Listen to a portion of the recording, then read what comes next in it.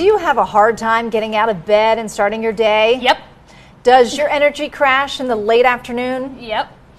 Do you have a short temper? No. Why are you asking? All right, if you answered yes, like me, to any of these questions, or all of them, your hormones could be out of whack. And joining us now to give us some solutions to our hormone problems, we have Dr. Deborah Matthew, the #1 best-selling author of This Is Not Normal. Welcome. Thank you so much for coming in. Well, it's great to be here. I think this is a really important topic to talk about. We were very excited to talk about this, addressing these issues. So you stress addressing the root cause of the symptoms instead of treating with drugs. Right. So what happens is a lot of women are suffering with symptoms and they don't really understand what's going on. You know, Oprah Winfrey, Suzanne Summers, Robin McGraw, Dr. Phil's wife, they've all been very public about talking about their experiences with hormone symptoms. Right.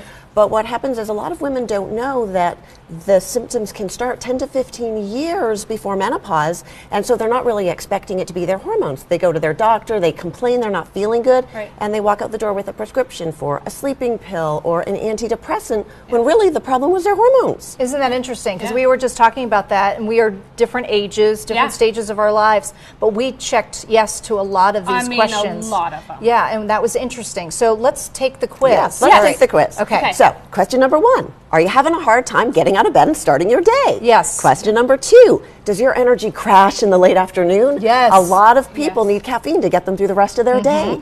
Question number 3, are you short-tempered and snapping at your family?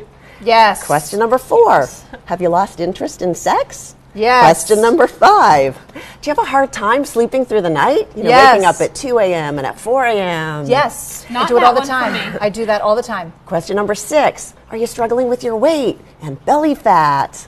Question number 7, are you forgetting things like where you left the car keys and what's that word that I want to say? Yes. And why did I walk in the room? Yes.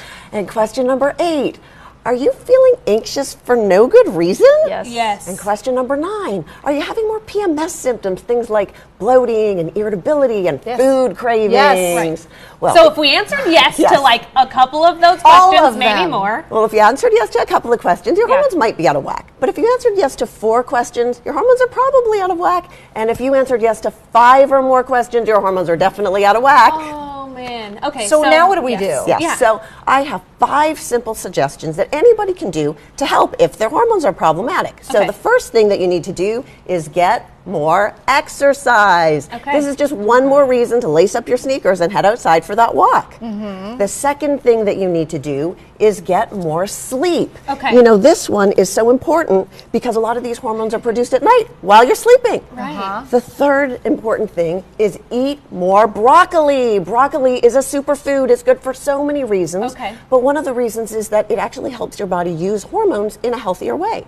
Oh, I'm going to just stock up on some I broccoli. know. The fourth thing that you need to do is cut out sugar. Oh, sugar's killing us. I know. Sugar it drives inflammation, and inflammation drives your hormones right out of whack.